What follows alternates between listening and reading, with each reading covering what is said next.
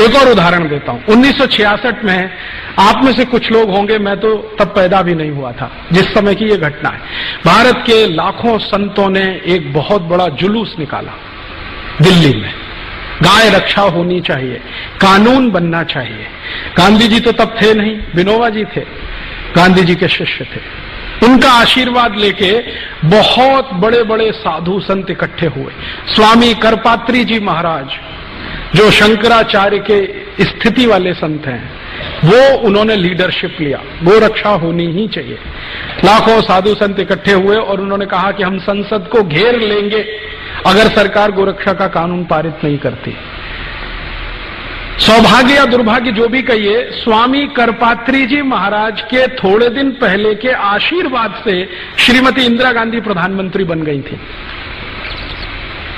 तो स्वामी करपात्री जी को लगता था कि इसको तो आशीर्वाद मैंने दिया है, अब ये कैसे मना करेगी मेरे काम को। स्वामी जी को मालूम नहीं था चेहरे कुछ होते हैं, मुखौटे कुछ होते हैं। अच्छा, विनोबा जी ने भी आशीर्वाद दिया था, आपको मालूम है, श्रीमती इंदिरा गांधी को। इंदिरा गांधी जब प्रधानमंत्री बनी थी तो उनकी पॉलिटिकल पोजीशन बहुत कमजोर थी। उनके सामने जो टक्कर में थे ना, वो बहुत पावरफुल लीडर थे, निजलिंगप्पा, बहुत पावरफुल आदमी थे। पूरा दक्षिण भारत उनके समर्थन में खड़ा था और तय था कि ये प्राइम मिनिस्टर बनेंगे। निजलिंगप्पा को अड़ंगी लगाकर श्रीमती गांधी प्रधानमंत्री बनी थी, तो बहुत सारे संतों से आशीर्वाद लिया था।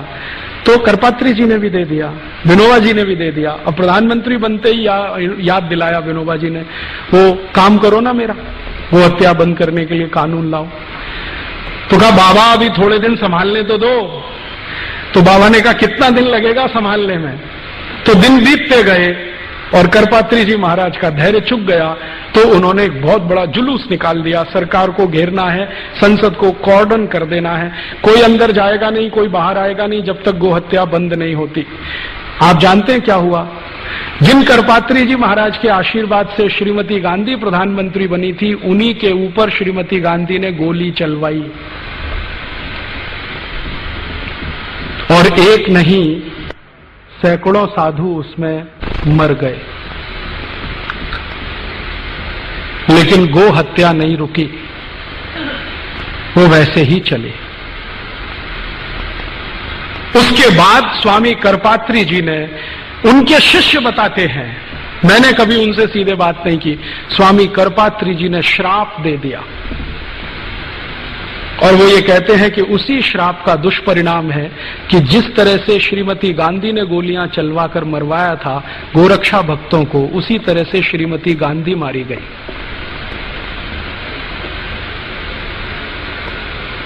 और ये अजीब संयोग है, मैंने इस पे थोड़ा काम किया तो मुझे पता चला, श्रीमती गांधी ने जिस दिन ये गोली चलवाई थी उस दिन गोपाष्टमी थी। भारत में गाय के पूजन का सबसे महत्वपूर्ण दिन है गोपाष्टमी, दीपावली के कुछ दिन बाद आता है। और श्रीमती गांधी को जिस दिन गोली मारी गई वो दिन भी गोपाष्टमी थी। तब प्रभुदत्त ब्रह्मचारी और करपात्री जी महाराज ने गोहत्या आंदोलन चलाई थी। श्रीमती इंदिरा गांधी उस समय प्रधानमंत्री थी। बापूजी आगे आगे गाय चल रहा था, शायद उसमें आप सम्मिलित भी होंगे, और पीछे पीछे हमारे संत चल रहे थे और सत्ता के मद में मतवाले लोगों ने बेमंत से गोली चार्ज किया था और उसमें संत भी मरे थे और गौ भी मरी थी। करपात्री जी महाराज का वह विज्ञप्ति, उस समय मीडिया नहीं थी, उस समय पेपर मीडिया थी, आर्यावर्त और केसरी में छपा था, कल्याण गौ अंक विशेषांक निकाल के देखो। उस समय करपात्री जी ने हाथ जोड़कर कहा था, हे सत्ता के अधीनों, हमारे पूर्वजों ने संविधान स्वीकार किया है, उसमें भी मेरा भी हक है, मैं भी भारत का नागरिक हूं। आपने संतों को मारा, जाओ हम संतों का खून माफ करते हैं, लेकिन याद रखना एक गाय की हत्या हुई, जाइए आपका कुल का नाश गोपाष्टमी तिथि में होगा। सब लोग भूल गए, मैं नहीं भूला, मैं नाम दे रहा हूं। अब संजय गांधी मरे आकाश में, तिथि था गोपाष्टमी। इंदिरा मरी आवास में, तिथि था गोपाष्टमी। राजीव मरे मद्रास में, तिथि था गोपाष्टमी।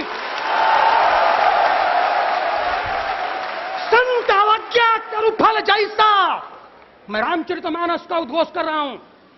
संत अवज्ञा करु फल जैसा, जरई नगर अनाथ कर जैसा। मैं भारत माता को बचाना चाहता हूं। यही बात जयेंद्र सरस्वती के समय में सबसे पहले बापू ने जयललिता से कहा था, जयललिता जी इतना बड़ा मत कीजिए क्योंकि विनाश आ जाएगा। नहीं लोग समझे, एक सुमानी में जयललिता जी की और केंद्र की सरकार की औकात सामने आ गई। ये सब हुआ लेकिन गो हत्या नहीं रुकी। विनोबा भावे जिन्होंने आशीर्वाद दिया था श्रीमती गांधी को, वो जीवन के अंतिम दिनों में डिप्रेशन में चले गए। इतने डिप्रेशन में चले गए कि उन्होंने आत्महत्या कर ली, खाना पीना छोड़ दिया। जैन संतों की भाषा में कहूं तो संथारा ले लिया, और कॉन्स्टिट्यूशन की भाषा में कहूं तो आत्महत्या कर ली। इतने डिप्रेशन में गए विनोबा जी। और विनोबा जी बार बार एक प्रश्न पूछते थे कि मैं कोई बहुत बड़ी मांग नहीं कर रहा हूं, एक छोटी सी मांग है कि गाय का कत्ल बंद करा दो। कोई बहुत बड़ी मांग नहीं है, संसद के सब सदस्य मानते हैं, मेजॉरिटी संसद इसके साथ में है।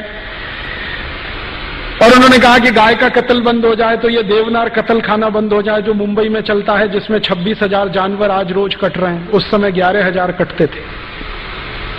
छोटा सा प्रश्न था, नहीं हुआ और वो वहीं छूट गया। उसके बाद अभी थोड़े दिन पहले जब एनडीए सरकार आई तो बड़ी मुश्किल से एक बिल तैयार करके संसद में पेश किया गया कि गाय की हत्या तुरंत रुकनी चाहिए, कानून तुरंत बनना चाहिए। सवेरे बिल पेश किया गया, शाम को वापस ले लिया। श्रीमान अटल बिहारी वाजपेयी की सरकार ने सवेरे विधेयक पेश किया सरकार की तरफ से, शाम को वापस ले लिया, ये कहते हुए कि इस पे बाद में बहस होगी।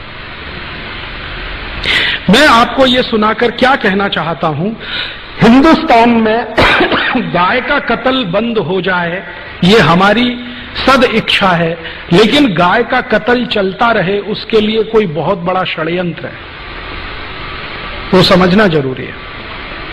हमारी तो सदिच्छा है कि गाय का कत्ल नहीं होना चाहिए, लेकिन कोई बहुत बड़ा षड्यंत्र है इस देश में जो गाय के कत्ल को लगातार चालू रखना चाहता है।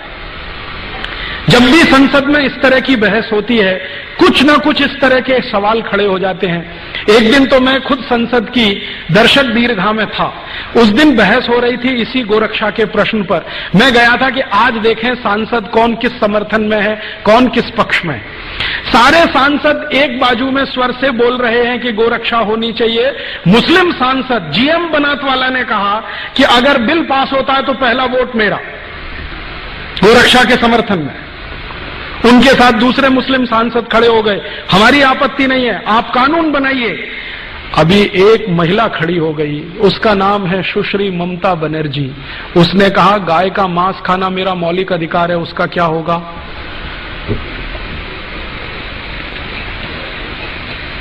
गाय का मांस खाना मेरा मौलिक अधिकार है, उसका क्या होगा? और ममता बनर्जी ने सुप्रीम कोर्ट के एक डिसीजन को कोट करके बोलना शुरू किया कि कोई कसाई गाय का कत्ल करता है, ये उसका मौलिक अधिकार है, उसका क्या होगा? ये सुप्रीम कोर्ट का जजमेंट है। तो मामला कहां बिल्कुल होते होते फिर फिसल गया।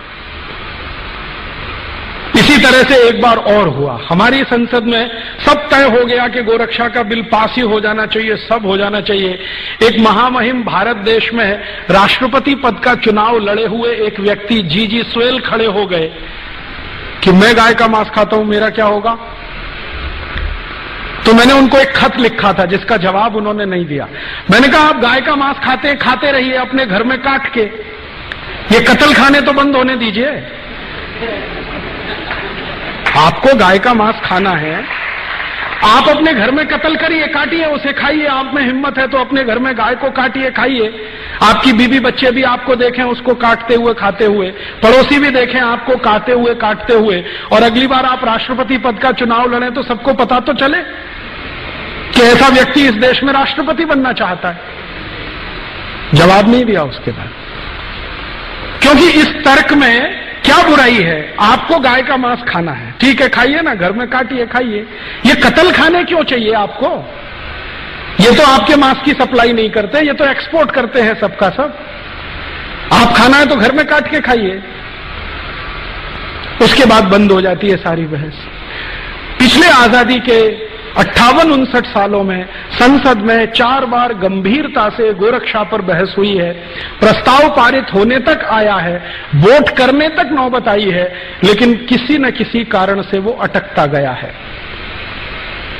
कभी पंडित नेहरू के इस्तीफा देने की धमकी के कारण, कभी हमारे देश में सुश्री ममता बनर्जी जैसे खासदारों के ये कहने के कारण कि मैं गाय का मांस खाती हूं, मेरे मौलिक अधिकार का क्या होगा, कभी जीजी स्वेल के कारण, और कभी सवेरे विधेयक पेश किया और शाम को बहस करेंगे दोबारा, ये श्री अटल बिहारी वाजपेयी के बयान के कारण। हर बार ये हुआ है।